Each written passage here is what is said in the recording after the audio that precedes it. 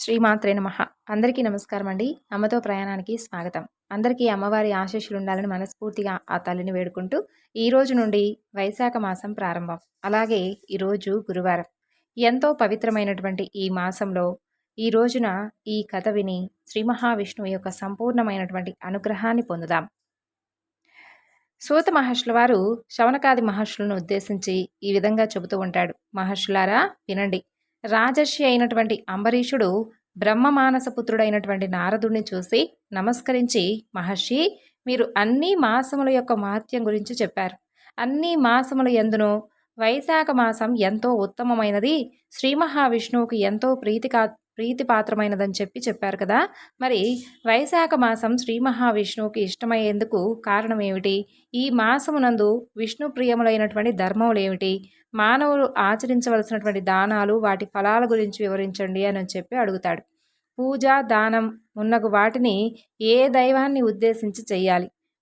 దాని వలన వచ్చేటటువంటి ఫలం ఏమిటి? పూజా ద్రవ్యాలు ఏమిటి? ఇలా మున్నగు విషయాల గురించి దయచేసి వివరించండి అని సవినయంగా ప్రశ్నిస్తాడు. అప్పుడు నారదుడు, అంబరీషా వినమంటూ ఈ విధంగా చెబుతాడు. పూర్వం ఒకప్పుడు నేను బ్రహ్మను మాసముల యొక్క మహిమను, మాస ధర్మాలను వివరించమని అడిగాను. బ్రహ్మ, నారద, శ్రీ మహావిష్ణువు లక్ష్మీదేవికి మాస ధర్మముల గురించి చెప్పుచుండగా నేను విన్నాను. నీకిప్పుడు శ్రీ మహావిష్ణువు లక్ష్మీదేవికి చెప్పినటువంటి విషయం గురించి చెబుతున్నాను. మాసాలన్నింటిలోనూ కార్తీక మాసం, మాఘమాసం, వైశాఖ మాసం ఉత్తమాలు. ఆ 3 మాసాల్లో వైశాఖ మాసం ఇంకా ఉత్తమమైనటువంటి మాసం. వైశాఖం ప్రాణులకు తల్లివలే సదా సర్వాభీష్టాలను కలిగించేటటువంటి గొప్ప మాసం. ఈ మాసమునందు ఆచరించినటువంటి స్నానం, పూజ, దానం ఇలా ఎన్నో మున్నగు పాపాలన్నింటినీ కూడా నశింపచేయగలదు. ఈ మాసమున చేసిన స్నాన, పూజ, జపదానాదులను దేవతలు సైతం తల వంచి మరీ గౌరవిస్తారు. విద్యలలో వేద విద్య వలె, మంత్రాలలో ఓంకారంలా, వృక్షాలలో దివ్య వృక్షమైనటువంటి కల్పవృక్షంలా, దేనువులలో కామధేనువులా, సర్వసర్పములలో శేషుని వలె, పక్షులలో గరుత్మంతుని వలె, దేవతలలో శ్రీ మహావిష్ణు వలె, ఇష్టమైన వానిలో ప్రాణం వలె, నదుల్లో గంగా నది వలె, కాంతి కలవారిలో సూర్యుడు వలె, ఆయుధాలలో చక్రం వలె, రత్నాలలో కౌస్తూభం వలె. ఈ విధమైనటువంటి వైశాఖ మాసం ఉత్తమమైనటువంటి మాసం. విష్ణుప్రియం అవడం వలన వైశాఖ మాసమును మాధవ మాసం అని కూడా అంటారు. విష్ణు ప్రీతిని కలిగించే ఈ మాసంలో వైశాఖ మాసానికి సాటైనటువంటిది మరొకటి లేదు. సూర్యుడు మేషరాశి యందు ఉండగా వైశాఖమున సూర్యోదయానికి ముందుగా నదీ తటాకాదులలో స్నానమాచరిస్తే శ్రీ మహావిష్ణువు లక్ష్మీదేవితో కలిసి అతి ప్రీతితో అతన్ని ఉత్తరిస్తారు. ఇక వైశాఖ మాస విశిష్టతను గురించి తెలియజేసేటటువంటి ఒక కథ గురించి చెబుతాను వినండి అంటూ ఈ విషయం గురించి ఒక బ్రాహ్మణుడకు పూర్వం జరిగినటువంటి సంవాదం గురించి తెలియజేస్తున్నాను వినండి. ఈ కథ ఎంతో ఆశ్చర్యాన్ని కలిగించేటటువంటి కథ. ఈ కథ వైశాఖ మాస దాన మహిమకు తార్కాణమైనటువంటి ఉదాహరణగా చెప్పుకోవచ్చు. పూర్వం ఇక్ష్వాకు రాజవంశమున హేమాంగుడు అనేటటువంటి రాజు ఉన్నాడు. అతను గోదానములు అనేకాలు చేశాడు. భూమి యందు రేణువులను లెక్కించుట, నీటి బొట్టులను గణించుట, ఆకాశమునందలి నక్షత్రాలన్నింటినీ కూడా లెక్కించుట ఎంతటి కష్టమో ఆ రాజు చేసినటువంటి గోదానాలను లెక్కించుట కూడా అంతటి కష్టం. అలాగే అనేక యజ్ఞాలు కూడా చేశాడు. గోదానం, భూదానం, తిలదానం ఇలా మున్నగు దానాలను కూడా లెక్కింపరానటువంటి సంఖ్యలో చేసి చాలామంది బ్రాహ్మణులను అతను సంతోషపరిచాడు. అసలు అతను చెయ్యనటువంటి దానమే లేదని ప్రసిద్ధికెక్కింది.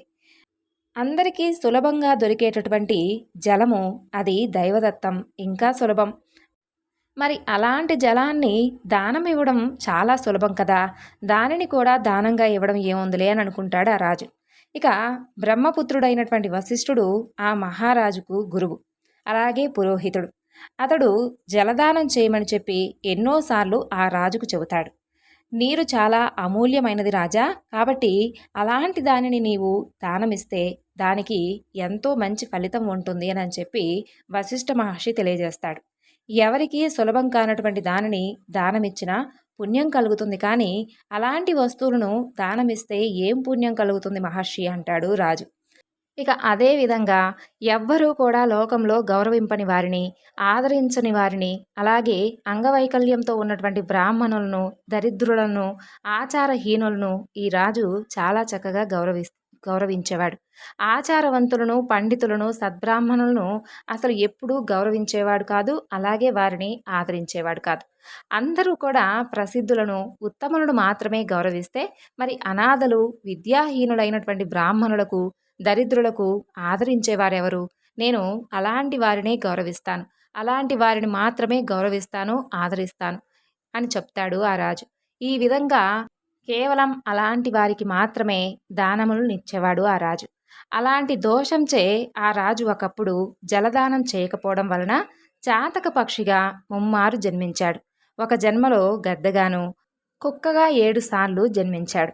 ఆ తరువాత మిథిలా దేశమును పాలించేటటువంటి శృతకీర్తి మహారాజు యొక్క గృహంలో గోడపై ఉండేటటువంటి బల్లిగా జన్మించాడు. అలా బల్లిగా పుట్టి హేమాంగద మహారాజు తన జీవనాన్ని గడుపుతూ ఉండేవాడు. ఈ విధంగా 80 సంవత్సరాలు కాలం గడుపుతూ ఉన్నాడు. తరువాత మిథిలాదేశ రాజగృహానికి శృతదేవ మహాముని ప్రయాణంచే అలసిపోయి మధ్యాహ్న కాలమున ఆ రాజు యొక్క గృహానికి వస్తాడు. ఆ మహారాజైనటువంటి శృతకీర్తి ఆ మునిని చూసి సంతోషంతో ఆ మునికి ఎదురు వెళ్ళి సగౌరవంగా ఇంట్లోకి తీసుకొని వస్తాడు. అతన్ని మధుపర్కం మున్నగు వాటితో పూజించి అతని పాదాలను కడిగి ఆ నీటిని తన తలపై చల్లుకుంటాడు. అలా చల్లుకోవడంలో తలపై చల్లుకున్నటువంటి నీటి తుంపరులు కొన్ని ఎగిరి ఆ గోడ మీద ఉన్నటువంటి బల్లిపై దైవీకంగా పడతాయి. అలా ఆ పవిత్ర జలస్పర్శ కలగగానే ఆ బల్లికి పూర్వజన్మ శృతి కలిగి తన దోషాన్ని తెలుసుకొని పశ్చాత్తాపం కలుగుతుంది. నన్ను రక్షించండి, నన్ను రక్షించండి అంటూ మానవుడి వలె ఆ మునిని ప్రార్థిస్తుంది ఆ బల్లి. అప్పుడు ఆ ముని బల్లి మాటలకు విస్మయపడి, ఓ బల్లి, నీవు ఎందుకిలా దుఃఖించుచున్నావు? నీవసలు ఏ పని చేయడం వలన నీకు ఇలాంటి దుస్థితి కలిగింది? ఇలా ఎందుకు అరుస్తున్నావు? నువ్వు దేవజాతి వాడవా, రాజువా, బ్రాహ్మణుడువా? అసలు నీవెవరువు? నీకు ఈ విధమైనటువంటి దశ ఏ విధంగా వచ్చిందో చెప్పు అని అంటాడు ఆ ముని. నేను నీకు తప్పకుండా సహాయం చేస్తాను అని అంటాడు. ఇక శృతదేవుని మాటలను విన్నటువంటి ఆ బల్లి రూపమును ఉన్నటువంటి హేమాంగద మహారాజు, మహాత్మా, నేను ఇక్ష్వాకు కులమును జన్మించినటువంటి హేమాంగదుడనేటటువంటి రాజును, వేదశాస్త్ర విశారదుడను. భూమి అందలి రేణువులు ఎన్ని ఉందునో, నీటి యందు జలబిందువులు ఎన్ని ఉండునో, ఆకాశమున ఎన్ని నక్షత్రాలున్నాయో అన్ని గోవులను నేను అసంఖ్యాకంగా దానమిచ్చాను. ఎన్నో యజ్ఞాలను చేశాను. చెరువులు మున్నగు వాటిని కూడా తవ్వించాను. సర్వ విధములైనటువంటి దానాలను చేశాను. చెరువులు మున్నగు వాటిని తవ్వించాను. సర్వ విధములైనటువంటి దానాలను చేశాను. ధర్మంగా నా రాజ్యాన్ని చక్కగా పాలించాను. నేను ఎన్ని సత్కర్మలను ఆచరించినా ముమ్మారు చాతక పక్షిగాను, గద్దగాను, 7 సార్లు కుక్కగాను, ఇప్పుడు ప్రస్తుతం బల్లిగా జన్మించాను. ఈ మహారాజు నీ పాదాలను కడిగినటువంటి తరువాత పవిత్ర జలాన్ని తనపై చల్లుకుంటూ ఉండగా కొన్ని నీటి తుంపరులు నాపై పడి నాకు పూర్వజన్మ స్మరణం కలిగింది. నా పాపభారం తగ్గినట్లుగా అనిపించింది. కానీ నేనింకను 27 సార్లు బల్లిగా జన్మించవలసినట్లుగా నాకు అనిపిస్తుంది. నాకు ఈ విధమైనటువంటి బల్లిగా జన్మ పరంపర ఏ విధంగా కలిగిందో నాకు అసలు అర్థం కావడం లేదు. ఇంకా ఎన్నిసార్లు ఈ విధమైనటువంటి బల్లిగా జన్మనెత్తాలో భయం కలుగుతుంది. నేను చేసినటువంటి పాపం ఏమిటో నాకు అసలు అర్థం కావడం లేదు. నాకు దీనికి తగినటువంటి పరిష్కారం తెలియచేసి దయవుంచి నాకు ఈ జన్మలు కలిగేందుకు కారణమైనటువంటి పాపాన్ని, ఆ పాపం పోయే విధానాన్ని చెప్పండి అంటూ ఆ బల్లి చెబుతుంది.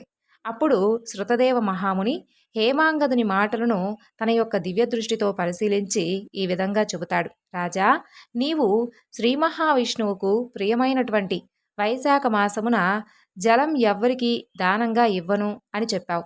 అలాగే ఇవ్వనూ లేదు. జలము సర్వజన సులభం. దానిని దానమిచ్చుట ఏమిటి అంటూ అన్నావు. ప్రయాణమున అలసిన వారికి జలదానమైనను చేయలేదు. వైశాఖ మాస వ్రతం కూడా పాటించలేదు. హోమం చేయదలిచిన వారు మంత్రపూతమగినటువంటి అగ్ని అందే హోమం చేయాలి. అలా కాకుండా బూడిద మున్నగు వాణియందు హోమం చేస్తే ఫలం ఏ విధంగా కలుగుతుంది? అలాగే నీవు కూడా యోగ్యులైన వారికి దానమియ్యకుండా అయోగ్యులైన వారికి దానాలు ఇచ్చావు. ఆ పాత్రులకు ఎన్ని దానములు ఇచ్చినను ప్రయోజనం లేదు కదా. వైశాఖ మాస వ్రతం చేయలేదు. జలదానం కూడా నువ్వు చేయలేదు. అలాగే వృక్షములలో రావి చెట్టు చాలా ప్రశస్తమైనది. అందువలన నది పూజార్హమైనది. తులసి ఎంతో పవిత్రమైనది. అలాంటి రావి చెట్టును తులసిని విడిచిపెట్టి పాకుడు చెట్టుని ఎవరినైనా పూజిస్తారా? అట్టి పూజల వలన ఫలితం ఉంటుందా? అనాథలు, అంగవైకల్యం కలవారు, దయచూపదగినవారు, వారిపై దయను చూపుట ధర్మం. కానీ వారు మాన్యులు, పూజ్యులు కారు. అలాంటి వారిని పూజించటం ఫలదాయకం కాదు. వారిపై దయ, జాలి చూపవచ్చు, కానీ గౌరవింపరాదు. తపము, జ్ఞానము, వేదశాస్త్ర పాండిత్యం, సజ్జనత్వం కలవారు శ్రీ మహావిష్ణువు యొక్క స్వరూపులు. అలాంటి వారిని తప్పకుండా పూజించాలి. వీరిలో జ్ఞానవంతులు శ్రీ మహావిష్ణువుకు ఎంతో ఇష్టమైనవారు. అలాంటి వారిని పూజిస్తే తనను పూజించినట్లుగా భావించి శ్రీహరి వరాలను ఇస్తాడు. కాబట్టి జ్ఞానులైన వారు సర్వాధీకులు, సర్వోన్నతులు. అలాంటి వారిని గౌరవింపకపోవడం వలన శ్రీ మహావిష్ణువును అవమానించిన వాడివయ్యావు. ఈ విధంగా చేయుట ఇహలోకమున పరలోకమున దుఃఖాన్ని కలిగిస్తుంది.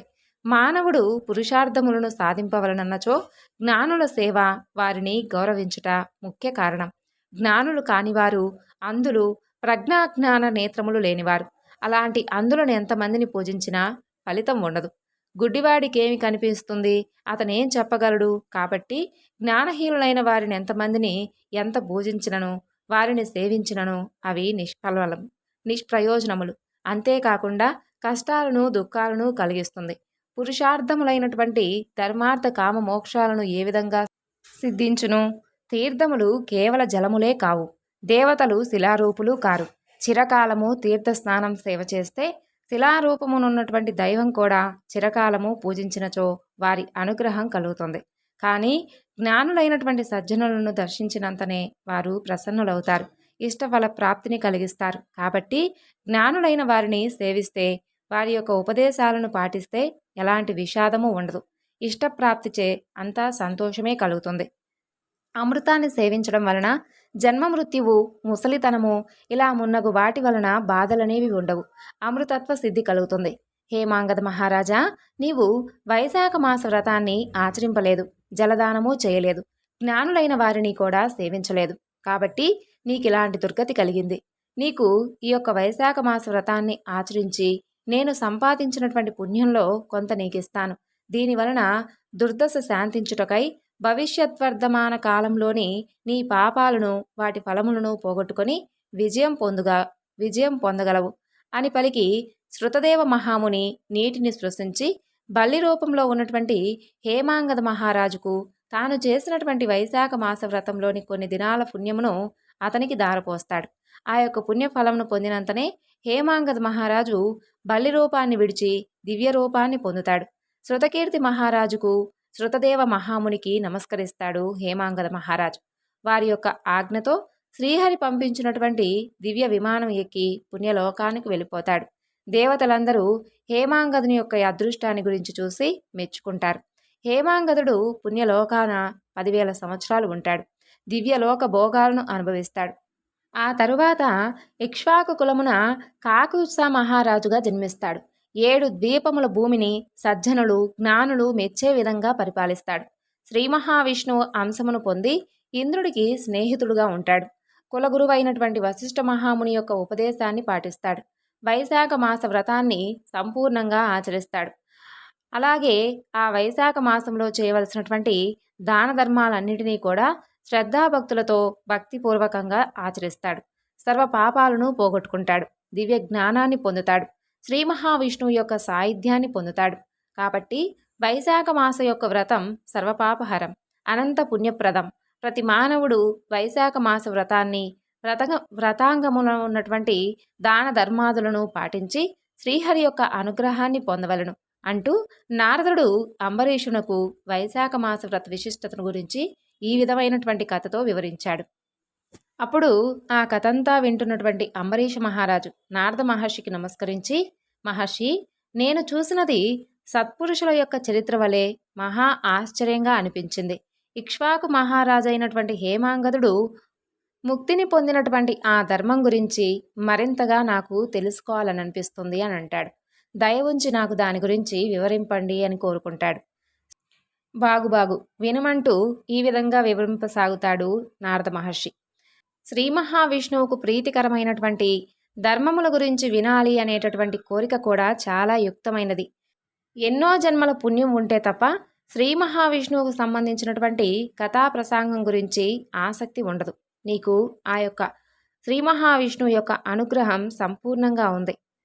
వైశాఖ వ్రతాన్ని ఆచరించే వారికి, ఆకలిగా ఉన్నవారికి అన్నాన్ని, తప్పిగ్గా ఉండేవారికి జలాన్ని తప్పకుండా ఇవ్వాలి. జలము, అన్నము సర్వ ప్రాణుల ప్రాణాలకు ఆధారాలు కదా. అలాంటి దానం వలన సర్వ ప్రాణుల యందున్నటువంటి సర్వాంతర్యామి అయినటువంటి శ్రీ మహావిష్ణువు సంతోషించి వరాలను ఇస్తాడు. శ్రేయస్సును, సర్వ సుఖభోగాలను, సంపదలను కలిగించేటటువంటి ముక్తిని ఇస్తాడు. జలదానం చేయని వారు పశువులై జన్మిస్తారు. అన్నదానం చేయని వారు పిశాచాలవుతారు. అన్నదానం చేయకుండా పిశాచత్వం పొందినటువంటి వారి కథ గురించి చెబుతున్నాను వినండి. పూర్వం రేవా నదీ తీరమున మా తండ్రి గారు మృతి పొంది పిశాచ రూపాన్ని పొందాడు. ఆకలి దప్పికల వలన బాధపడుతూ తన మాంసమునే తింటూ శుష్కించినటువంటి శరీరంతో నీడలేనటువంటి బూరుగు చెట్టు వద్ద నివసిస్తూ ఉండేవాడు. పూర్వం చేసినటువంటి పాపాల వలన ఆకలి దప్పికల చేత బాధపడుతున్నటువంటి అతని కంఠమున సన్నని రంధ్రం ఏర్పడింది. అది గాయమై ఎంతో బాధ పెడుతూ ఉంది. దగ్గరలో ఉన్నటువంటి చెరువులోని చల్లని నీరు కూడా తాగగానే అతనికి కాలకోట విషం మింగినంతగా బాధపడుతూ ఉన్నాడు. ఇక నేను గంగాయాత్ర చెయ్యాలి అనేటటువంటి కోరికతో ప్రయాణం చేస్తూ దైవీకంగా ఆ ప్రదేశానికి వచ్చాను. నీడలేనటువంటి బూరుగ చెట్టుపై నుండి ఆకలి దప్పికల బాధను, దుఃఖాన్ని భరించలేక తన మాంసాన్నే తాను తింటూ దుఃఖభారమైనటువంటి కంఠబాధను అనుభవించలేక అరుస్తూ ఉన్నటువంటి ఆ పిశాచాన్ని చూసి అబ్బురపడ్డాను. ఇదేవి అద్భుతమా అని అనుకున్నాను. పిశాచ రూపమును ఉన్నటువంటి అతను నన్ను చూసి చంపడానికి పైకి వచ్చాడు. కానీ నా యొక్క ధార్మిక ప్రవర్తన, నా యొక్క బలం వలన అతను నన్ను ఏమీ చేయలేకపోయాడు. నేను కూడా అతన్ని చూసి జాలిపడి, ఓయి భయపడవద్దు, నీకు నా వలన ఎలాంటి భయమూ ఉండదు. నీవెవరవు? నీకిలాంటి బాధ ఎందుకు కలిగింది? కారణం ఏమిటి? వెంటనే చెప్పు, నిన్ను ఈ కష్టం నుండి విడిపిస్తాను అని పలికాను. నేను అతని పుత్రుడనని అతను గుర్తింపలేదు. నేను కూడా అతను నా తండ్రిని నేను కూడా గుర్తించలేకపోయాను. అప్పుడు ఆ పిశాచ రూపంలో ఉన్నటువంటి నా తండ్రి ఈ విధంగా పలికాడు. నేను భూవరం అనేటటువంటి పట్టణంలో నివసించేటటువంటి మైత్రుడనేటటువంటి వాడను. అన్ని విద్యలను నేర్చిన వాడను. అన్ని తీర్థముల యందు స్నానం చేసిన వాడను. సర్వదేవతలను సేవించిన వాడను. కానీ నేను వైశాఖ మాసమును కూడా అన్నదానం ఎవరికీ చేయలేదు. లోపం కలిగి ఉన్నాను. అకాలమున వచ్చినటువంటి వారికిని తెలిసి కానీ తెలియక కానీ ఎవ్వరికీ కూడా నేను భిక్షను ఇవ్వలేదు. కాబట్టే నాకు ఈ యొక్క పిశాచ రూపం వచ్చింది. ఇదే నా ఈ దురావస్థకు కారణం. శృతదేవుడు అనేటటువంటి వాడు నాకు పుత్రుడు. అతను చాలా ప్రసిద్ధి కలిగినటువంటి రాజు. వైశాఖమును కూడా అన్నదానం చేయకపోవడం వలన నేను ఈ విధంగా పిశాచ రూపాన్ని పొంది ఉన్నానని, ఈ విధంగా బాధపడుతున్నానని నా కుమారుడుకు చెప్పండి. నీ తండ్రి నర్మదా తీరమున పిశాచే ఉన్నాడు, సద్గతిని పొందలేదు, చాలా బాధపడుతున్నాడు, బూరుగ చెట్టుపై ఉన్నాడు, తన మాంసాన్ని తానే తింటూ చాలా బాధపడుతున్నాడని నా కొడుక్కు చెప్పండి. వైశాఖ మాసమున వ్రతాన్ని పాటిస్తూ నాకు జలతర్పణంనిచ్చేటటువంటి సద్బ్రాహ్మణుడుకు అన్నదానం చేస్తే నేను ఈ బాధ నుండి విడిపోయి శ్రీ మహావిష్ణువు యొక్క సాన్నిధ్యాన్ని తప్పక పొందుతానని చెప్పండి. కాబట్టి ఆ విధంగా చేయమని చెప్పి నా కుమారుడికి చెప్పండి అంటూ ఆ యొక్క పిశాచం నా యందు దయ ఉంచి నాకు ఈ సహాయాన్ని చేసి పెట్టండి అని అడుగుతుంది. నీకు సర్వశుభాలు కలుగుతాయని కూడా చెబుతుంది. అప్పుడు ఆ పిశాచం చెప్పినటువంటి మాటలకు నేను నా తండ్రి అని చెప్పి గుర్తించి అతని పాదాలకు నమస్కరించి దుఃఖపీడితుడనై ఈ విధంగా అన్నాను. నన్ను నేను నిందించుకున్నాను, కన్నీరు పెట్టుకున్నాను. తండ్రి, నన్ను క్షమించండి. నేనే మీ శృతదేవుడను. దైవీకముగా నీవు ఉన్నటువంటి ఈ ప్రదేశానికి వచ్చాను. తండ్రి, ఎన్ని కర్మలను చేసినను పితృదేవతలకు సద్గతిని కలిగించనిచో ఆ కర్మలు వ్యర్థములు, అలాగే నిరార్థకములు. నీకీ బాధ నుండి విముక్తి కలిగేందుకు నేనేం చెయ్యాలో చెప్పండి అంటూ ప్రార్థించాను. అప్పుడు నా తండ్రి నన్ను గుర్తించి మరింతగా దుఃఖించాడు. కొంతసేపటికి ఊరడిల్లి మనసు కుదుటపరుచుకొని, నాయనా, నీవు తలచినటువంటి యాత్రలను పూర్తి చేసుకొని ఇంటికి వెళ్ళు. సూర్యుడు మేషరాశి యందు ఉండగా వైశాఖ పూజను చేసి అన్నాన్ని శ్రీ మహావిష్ణువుకు నివేదించి ఉత్తమమైనటువంటి బ్రాహ్మణుడుకు దానంగా ఇవ్వు. అందువలన నీకే కాదు నాయనా, మన వంశంలో ఉన్న వారందరికీ కూడా ముక్తి కలుగుతుంది. కాబట్టి ఈ విధంగా ఆచరించు నాయనా అని చెప్పాడు. నేను నా తండ్రి యొక్క ఆజ్ఞను అనుసరించి యాత్రలను చేసి నా ఇంటికి తిరిగి వచ్చాను. మాధవుడికి ప్రీతికరమైనటువంటి వైశాఖ మాసమున వైశాఖ వ్రతాన్ని చేస్తూ నా తండ్రి చెప్పిన విధంగా శ్రీ మహావిష్ణువును పూజించి నివేదించినటువంటి అన్నాన్ని సద్బ్రాహ్మణుడుకు దానంగా ఇచ్చాను.